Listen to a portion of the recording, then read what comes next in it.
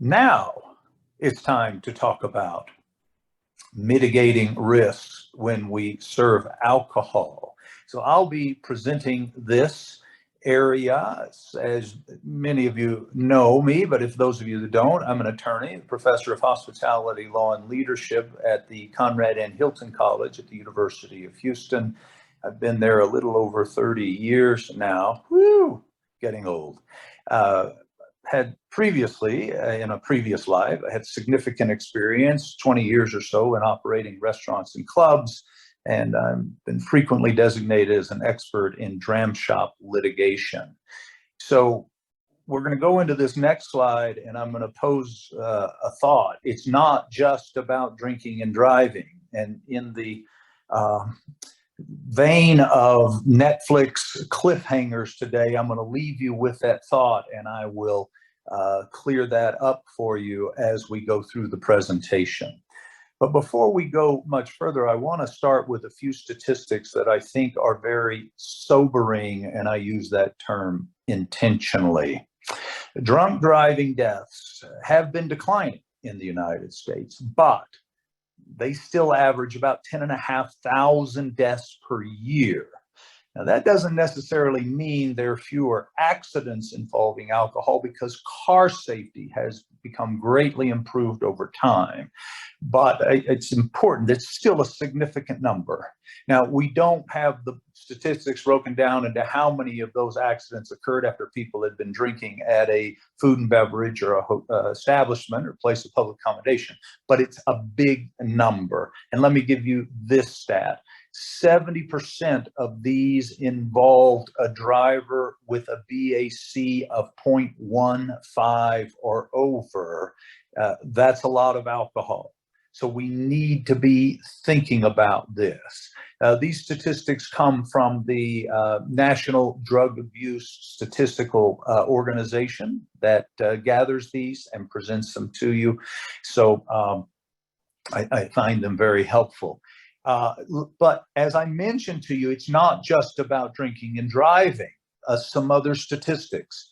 Over 7,000 homicides have alcohol as a contributing factor annually. Close to 50% of people convicted of homicide were under the influence of alcohol when they committed their crime. Almost 40% of homicide victims were drinking before they died. And our belief is it's just going to get worse with the proliferation of guns. Over 20% of prescription opioid overdose deaths were also related to alcohol consumption. Sadly, nearly 10,000 suicides annually in the United States alcohol is a contributing factor.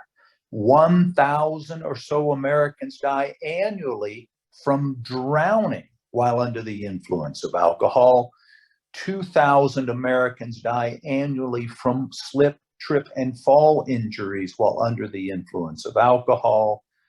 129 people pass away annually due to the firearm self-inflicted injuries, and 300 people on average pass away annually from hypothermia while drinking.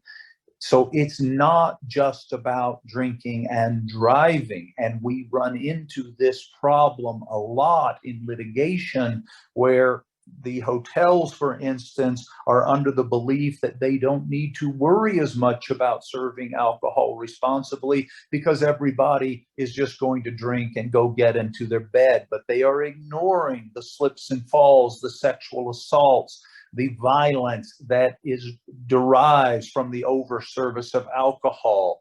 We see it also in designated driver programs that are faulty because, oh, so you have a designated driver, therefore we can serve everybody else in your party as much as they want.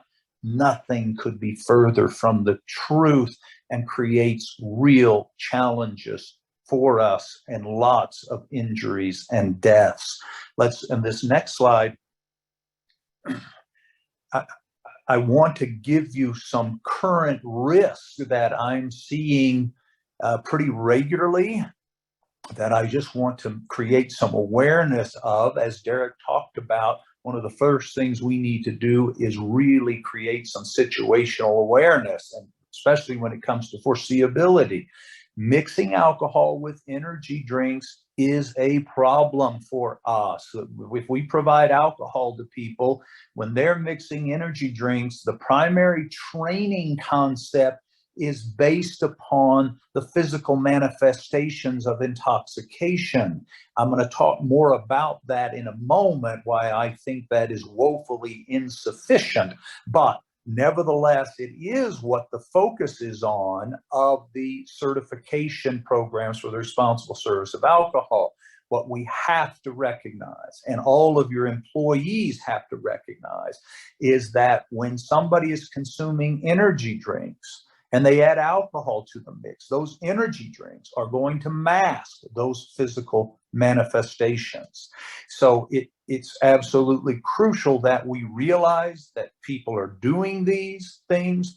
It's foreseeable that they're doing these things. Let's don't be naive and think that just because we stop serving vodka and Red Bull as an example, that it's going to eliminate this problem, because we know people will drink energy drinks before they come into our establishment.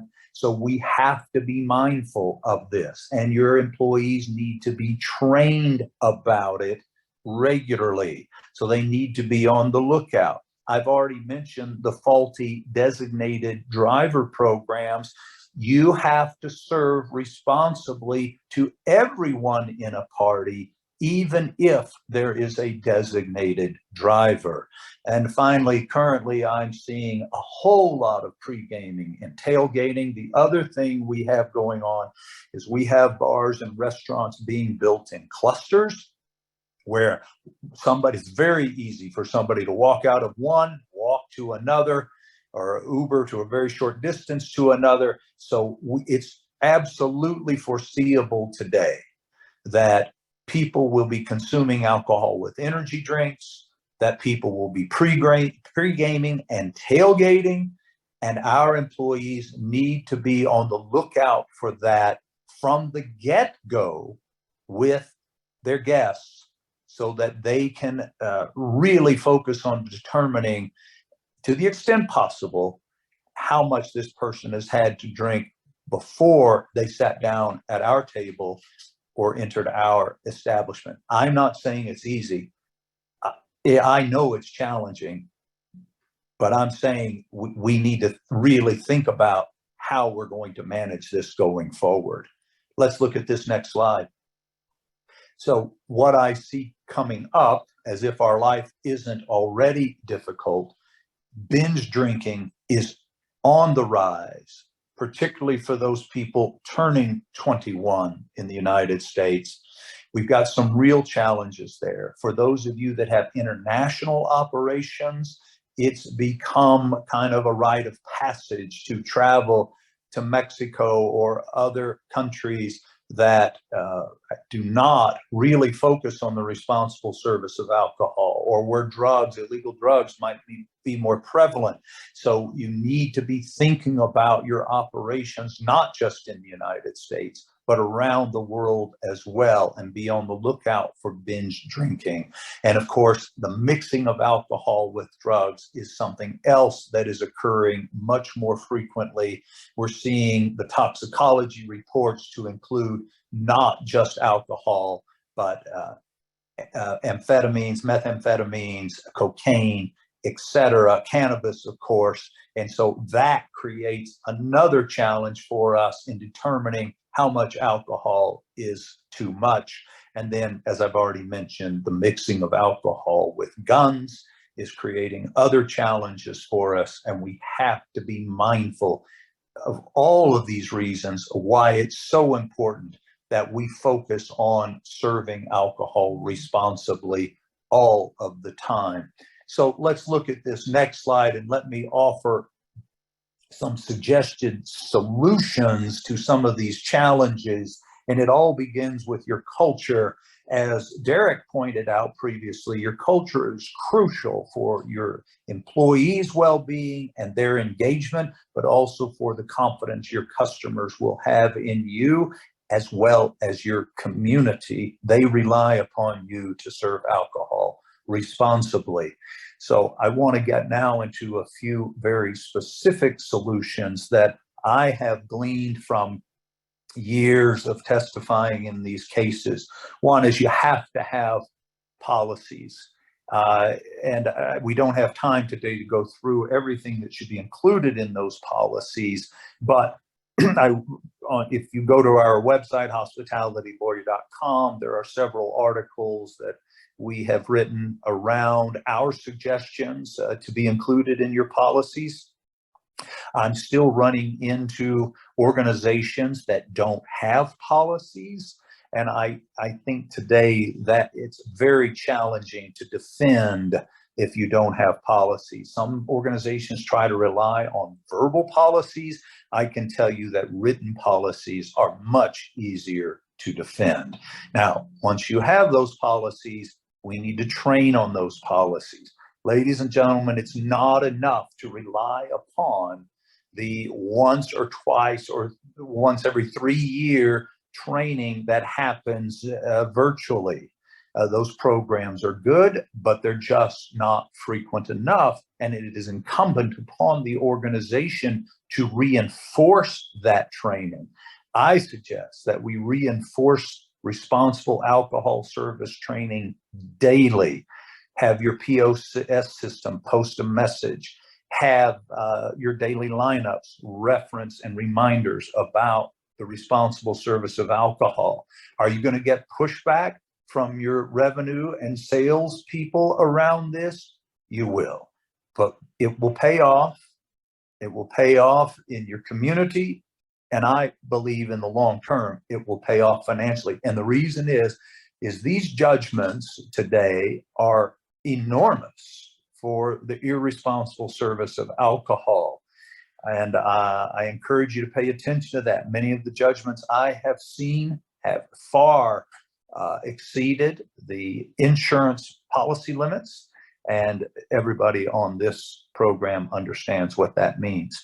So, and then of course, you have to have accountability and enforcement. If you have a policy, you need to train about it, you need to reinforce it, and you need to hold people accountable, or you need to enforce that policy. And those enforcement actions need to be documented. It's not enough to train and enforce verbally. You need to create a trail, an evidentiary trail of your programs, your training programs, your reinforcement activity, and your accountability activity. It's really crucial today for a jury to be able to see those things. Let's look at a few other areas now on this next slide. These are some areas where I have found to be most prevalent in juries holding against establishments that provide alcohol. So first of all, as I mentioned earlier, these programs that are teaching your servers, your bartenders, etc., they are primarily focused on the physical manifestations of intoxication. Many of them now also focus on the number of drinks that are being served, and you have these drink charts that are being provided by the alcohol beverage commissions in each state. Those are all very helpful. I encourage you to keep those charts as daily reminders behind the bar, at the POS stations for your servers. Those are important, but I don't think it's enough. We also have to teach about the amount of alcohol that's being served in each drink. It's not enough to know that a beer or a 6-7 ounce glass of wine or a traditional cocktail has the same amount of alcohol, maybe perhaps with 1 1/4 or 1.5 ounces of alcohol. It's not enough to know that. Your employees need to understand how much alcohol is going in each drink. And this gets back to accountability, because oftentimes, especially if your bartenders are free pouring, oftentimes they're over pouring. You need to be testing their free pouring capability frequently and tracking that. right? It's not enough to testify, oh, we do that from time to time to be sure they're accurate. That's not going to go well in front of a jury, and it's not going to withstand scrutiny under cross-examination, right? You have recipes, you need to follow those recipes. I'll get back to that in just a moment. We need to have diligence in checking IDs. Mystery shopping services are helpful. If you confiscate IDs, I encourage you to make a note of that in your daily log. Another challenge we have today that I don't necessarily have a solution for this. I want to make you aware of this. Obviously, it's 18 to serve in most areas, but 21 to consume, and that creates real challenges.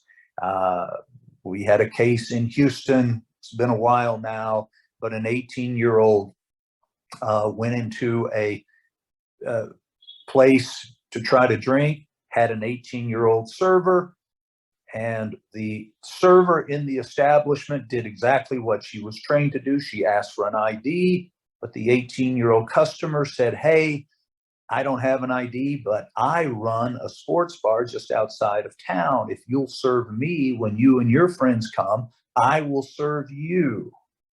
We can talk for days about the intelligence of having an 18-year-old manage a bar, but nevertheless, I tell you that anecdote so you understand that these types of situations are occurring. And of course, you can cut to the chase and figure out that the 18-year-old server, when she got off work, she went out to the sports bar with some of her friends.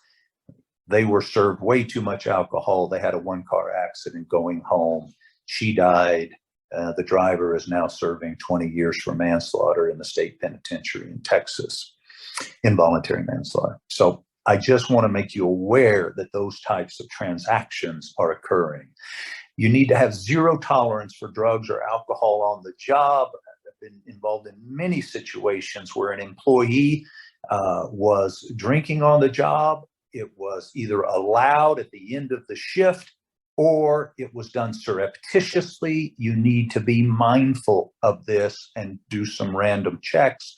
And then getting back to the amount of alcohol in each drink, martinis are one of our biggest challenges because they started out, when martinis were first developed, they were in, the recipes called for 2 ounces of gin or vodka, right? Little splash of vermouth and some groceries like an olive or an onion. Today, a lot of us are serving martinis in jumbo shrimp cocktail glasses. And I know people say, well, we shake it and there's some water dilution. No. We've done that research at the college. You might get a half an ounce of liquid dilution, maybe a little more. But we're serving these things in 8 and 9 ounce glasses. And a bartender working for tips is not going to serve 3 ounces as an 8 or 9 ounce glass. You have to think about this. You have to think about the amount of alcohol in each drink. People are dying because of this. Lawsuits are being filed. Enormous judgments are being handed down. And a lot of it is around these martinis or way over serving alcohol in 1 or 2 drinks. It's something we really need to think about. So I just wanted to give you a few of those concepts to think about and to digest as you're serving alcohol these days. I've got lots of others. I'm working on an updated paper and policy suggestion, and we'll be sure to send those out to you when it does get published later this year. So on this next slide, I'd like to share with you with these QR codes some suggestions for lodging operations, legal compliance, and restaurant operations, legal compliance. You can use these for training checklists. You can use them as reminders for your management staff. They need to be annotated for your line employees, but it gives you a good starting place for establishing reasonable care in your lodging and food and beverage operations. So I hope you'll take advantage of those.